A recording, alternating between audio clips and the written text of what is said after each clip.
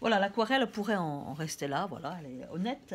Alors, plusieurs d'entre vous m'ont demandé comment est-ce qu'on gère les fonds. Là, vous voyez, c'est sur un fond coloré. Eh bien, on va tout simplement faire le fond. Alors, pour ça, je vais prendre un pinceau un peu plus grand. Voilà, toujours la même catégorie, hein, c'est des pinceaux. Moi, je prends des pinceaux en synthétique. Bon, je prends un peu ce que j'aime, et ceux-là sont pas mal. Ils viennent, je les ai trouvés en Inde. Et ils ont l'intérêt d'être un peu assez nerveux. C'est des pinceaux anglais de la marque Faber-Castell. J'en suis assez contente, ça marche. Alors, on va faire une couleur de fond, on va faire une assez grande quantité de couleur de fond. C'est un espèce de orange ocre. On va essayer d'en faire une suffisamment grande quantité. Je prends un peu ce que j'ai sur ma palette. On va goûter à côté, ouais, c'est pas mal. On va un tout petit peu plus clair. Il ne faut pas que ça soit la même couleur évidemment que le pissenlit, sinon ça sert à rien. Voilà. On va essayer ça. Donc en fait, je vais commencer par le bord de mes objets. Alors je vais peut-être prendre un pinceau un tout petit peu plus foncé, un tout petit peu plus fin, tout simplement pour le bord de mes étamines. Et je vais faire des petits traits pour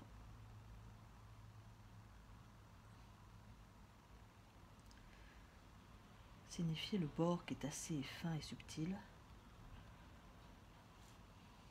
Et puis on voit en transparence à l'intérieur aussi cette couleur qui va être la couleur de mon fond.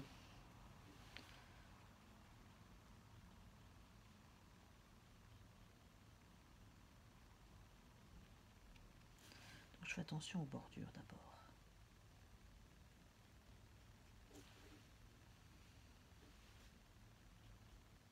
Si je fais un gros pâté, je ne me précipite pas avec mon chiffon. Je sais qu'avec mon pinceau, je peux tirer la peinture. Donc on voit en transparence,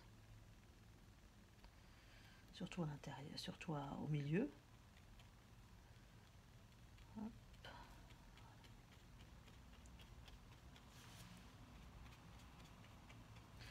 Et je vais étirer. Alors ce qui est bien, c'est que l'ombre que j'ai mis, elle existe toujours, elle est en dessous. Mais hein, c'est pas parce que j'ai un fond orangé que je n'ai pas mon ombre. Vous voyez, mon ombre ici, un peu violacée, continue à exister. Là, pareil, je vais venir avec mon orange. Découper les petits pétales. Donc je fais. C'est assez détrempé, hein, c'est pas trop sec et j'essaye de ne pas faire d'aller-retour. En fait, Marguerite m'a envoyé un modèle, son bouquet de tulipes était magnifique, mais en fait, dans son fond, il y avait trop d'aller-retour. Vous voyez, je fais que des allées, je me balade, faire un peu danser le pinceau. Alors, vous dites, c'est facile à dire, mais petit à petit, vous allez y arriver à condition de ne pas faire aller-retour. Parce qu'à l'aller, on met la peinture, au retour, on l'enlève. Alors là, j'ai plus de place, donc je vais aller tirer la peinture qui n'est pas encore sèche.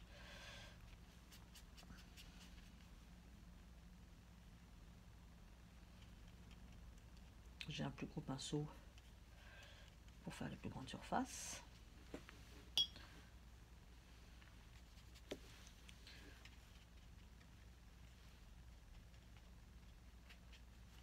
Et je surveille aussi un peu comment la goutte se déplace. Hein. Je surveille. Hop. Rien n'est jamais fini. Vous voyez, je surveille comment ça sèche. Hein. Le temps de séchage, je ne me dis pas c'est fini une bonne fois pour toutes. Je surveille la goutte comme le lait sur le feu parce que on sait qu'elle est rebelle. C'est-à-dire qu'elle va là où elle veut. Alors là, pareil, on va faire le bord, on va faire attention au bord.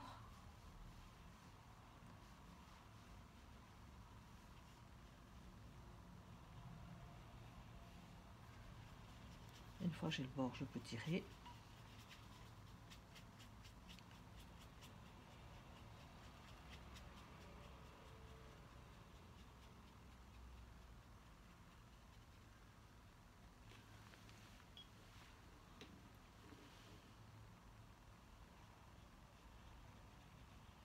Là, c'est moins subtil que les étamines, puisque c'est un gros bloc de la feuille. Donc je peux y aller avec plus grande... Et surtout, ma feuille est plus foncée que le fond. Donc, alors, vous voyez, quand je dis je surveille ma goutte, c'est que ici, hop, mon papier commence à gondoler. J'aurais dû peut-être le temps de mettre un scotch tout autour. Voilà, donc ça gondole un tout petit peu, mais c'est pas grave. Je tire.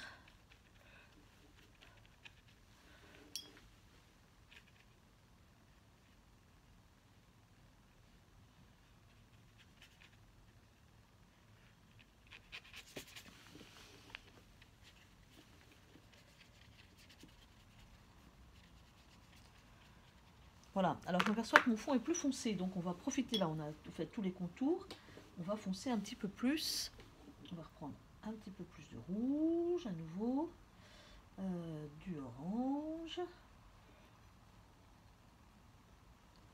voilà, et je vais aller appuyer là où j'ai besoin que ça soit un petit peu plus foncé,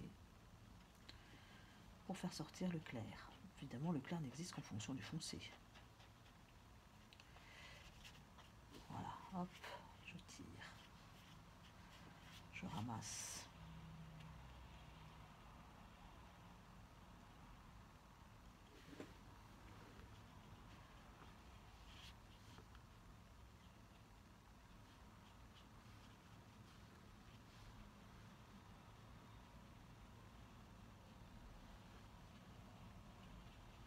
Regardez, vous voyez, ça commence à sortir pas mal.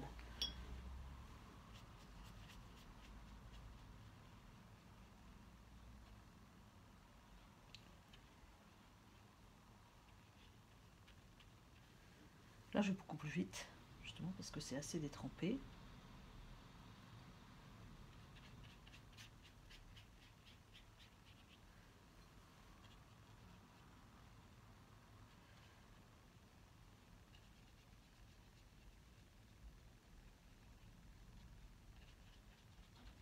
Vous voyez, j'essaye de ne pas faire trop d'aller-retour. Aller-retour, c'est à l'aller, je mets la peinture, au retour, je l'enlève. Donc ça ne sert à pas à grand-chose.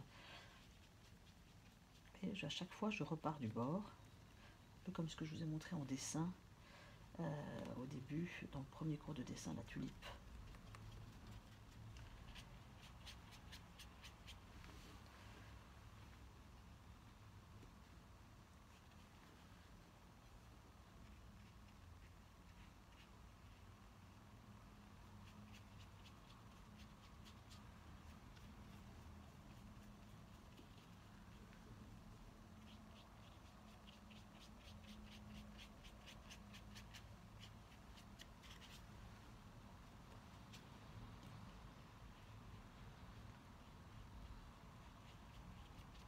Alors ce qui est bien, c'est que la première fois, j'ai passé un premier jus. Un premier jus pour, voyez, pour boucher les blancs et pour faire sortir les clairs et les blancs. Et ensuite, j'ai passé assez rapidement un second jus pour l'unifier et le foncer. Ce qui est pas mal, c'est que ça ne soit pas complètement égal partout. Les tâches est plutôt bienvenue. Vous voyez, pour donner un côté plus léger ici, je vais peut-être foncer un peu plus ici. Alors là, c'est pas encore complètement sec. Donc, vous voyez, j'ai la possibilité d'appuyer un petit peu plus ici pour donner de l'équilibre à mon aquarelle aussi, à ma page.